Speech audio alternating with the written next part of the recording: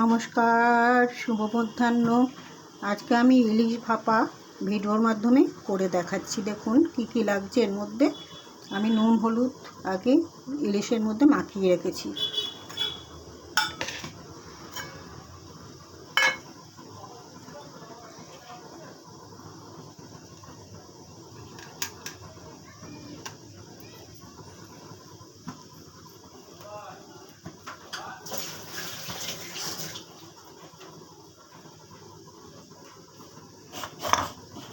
মিক্সির মধ্যে সর্ষে বাটা, সর্ষে আর কাঁচা লঙ্কা একটু নুন দিয়ে ভালো করে মিহি করে নিয়েছি। এবার এটাকে এর মধ্যে দিয়ে দিলাম।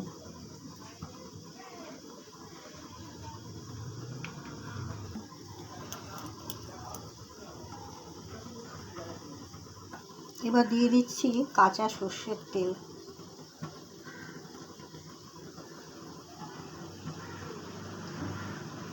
দিয়ে দিচ্ছি দুটো গোটা লঙ্কা। ঠিক এরকমটি করে আপনারা রেডি করে নেবেন। এবার এটাকে আমি ভাপে বসিয়ে দিচ্ছি, ইলিশ ভাপা।